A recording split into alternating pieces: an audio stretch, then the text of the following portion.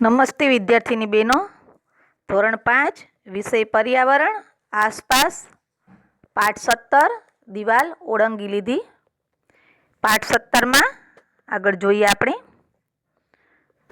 શોધી કાઢો પ્રશ્ન પૂછ્યા છે. પહેલો પ્રશ્ન છે કે તમારા ઘર નજીક કોઈ રમતનું મેદાન છે? તો કે હા, મારા ઘરની નજીક એક રમતનું મેદાન છે.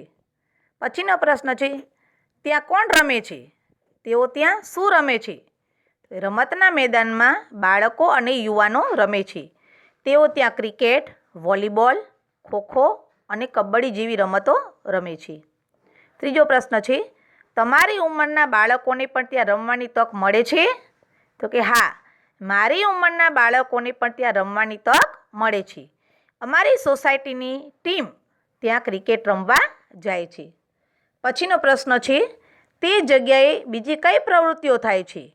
તો કે રમતો રમવા સિવાય આ જગ્યાએ ઘણા લોકો સવારે દોડવા માટે આવે છે તથા જાહેર મેળાવડા, પ્રદર્શન, જાહેર સભા, જમણવાર, જાદુગરના ખેલ અને સર્કસના ખેલ પણ યોજાય છે.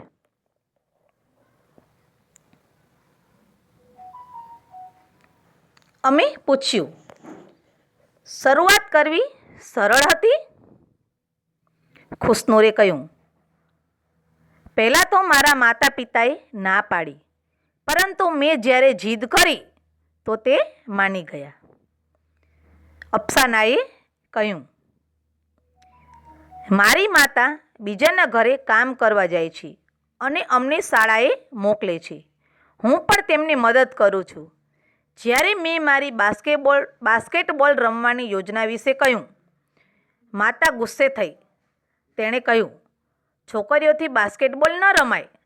તારું કામ કર, શાળાએ જા અને મહેનત કર. મેદાન પર જઈને રમવાની જરૂર નથી.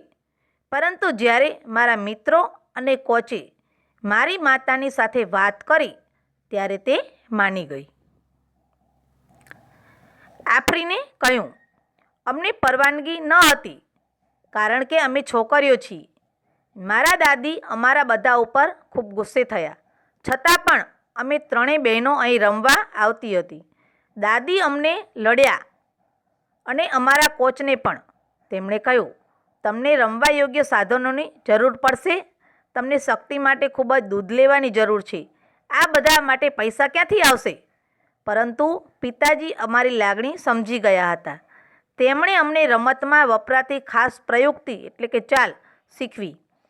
જ્યારે પિતાજી નાના હતા ત્યારે તે પણ આ મેદાન પર રમતા હતા. તેમની પાસે યોગ્ય બૂટ અને કપડાં ન હતા. તેઓ પ્લાસ્ટિકના બોલથી રમતા હતા. પિતાજી અમને કહેતા, જ્યારે અમે રમત રમતા હતા ત્યારે બચ્ચુ ખાન કોચ હતા. તેમણે મારા પિતાને પહેલીવાર રમતા જોયા હતા. તેમને લાગ્યું કે આ છોકરો સારું રમે છે અને તેને યોગ્ય કેળવણી આપવી જોઈએ. તેમણે મારા પિતાને યોગ્ય બૂટ અને કપડાં આપ્યા. મારા પિતાજી સારા ખેલાડી બની શક્યા હોત, પરંતુ તેમની ઘર પ્રત્યેની જવાબદારીઓના કારણે તેમણે રમત છોડી દેવી પડી અને નોકરી કરવી પડી. તેથી તે અમને રમવા દેવા માગતા હતા અને અમને સારા ખેલાડી બનાવવા માગતા હતા. હવે છે કહો. પ્રશ્ન છે તમને કોઈએ ક્યારેય રમતો રમતા અટકાવ્યા છે? કઈ રમતો? તો કે હા, અમને અમારી સોસાયટીના લોકોએ રમતો રમતા અટકાવ્યા છે. અમને ક્રિકેટ અને ગિલ્લી દંડાની રમતો રમતા અટકાવ્યા છે. પછીનો પ્રશ્ન છે તમને કોણે અટકાવ્યા અને કેમ? પછી તમે શું કર્યું? તો કે અમને સોસાયટીના લોકોએ ક્રિકેટ અને ગિલ્લી દંડાની રમતો રમતા અટકાવ્યા છે. આ રમતો રમતી વખતે અમે તેમના ઘરની બારીના કાચ અને ગાડીના કાચ તોડી નાખ્યા હતા. તેથી તેઓએ અમને ક્રિકેટ અને ગિલ્લી દંડાની રમત રમતા અટકાવ્યા હતા. હવે અમે અમારા ઘરની નજીકના રમતના મેદાનમાં જઈને ક્રિકેટ અને ગિલ્લી દંડા રમીએ છીએ.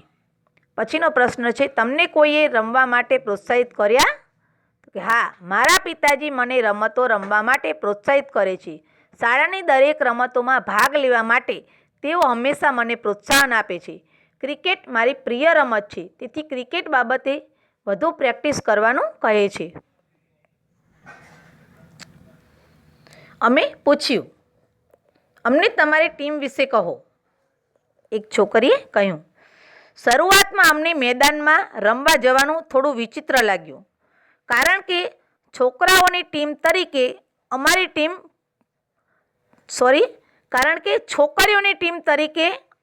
ટીમ પહેલી હતી.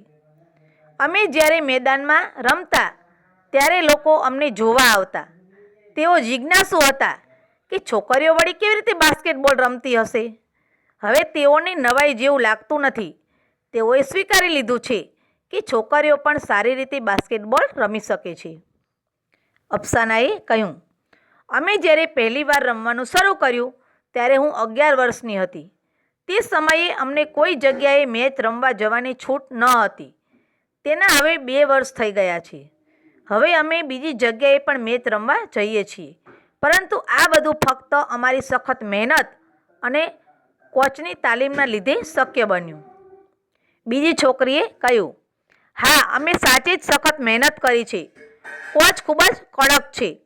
અમે પહેલાં સાથે દોડીએ છીએ અને પછી કસરત કરીએ છીએ. રમત સારી રીતે કેમ રમાય તે કોચ અમને શીખવે છે. બોલ અમારી પાસે કેવી રીતે રાખવો, બોલ કેવી રીતે આપણી ટુકડીના ખેલાડીને આગળ પાસ કરવો, બોલ લઈને કોર્ટ પર ઝડપથી દોડવું, સામેની ટુકડીના ખેલાડીને ટાળીને બોલ બાસ્કેટમાં કેવી રીતે નાખવો તથા ગોલ પ્રાપ્તાંક કેવી રીતે વધારવો, તેનો અમે ખૂબ જ અભ્યાસ કરતા હતા. આફરીને કહ્યું, કોચ કહે છે, જ્યારે રમતા હોય ત્યારે એવું નહીં વિચારવાનું કે તમે છોકરીઓ છો. ખેલાડીની જેમ રમો. જો તમને થોડી ઈજા થઈ હોય તો પણ રમવાનું ચાલુ રાખો. અમે એકબીજાને ટેકો આપતા અને કહેતા, ચલો ઉઠો, તમને સારું થઈ જશે. હવે અમારી રમત ખૂબ જ સુધરી છે. દરેક જણ કહે છે કે અમે ખૂબ સરસ રમીએ છીએ. જો ચિત્ર આપ્યું છે.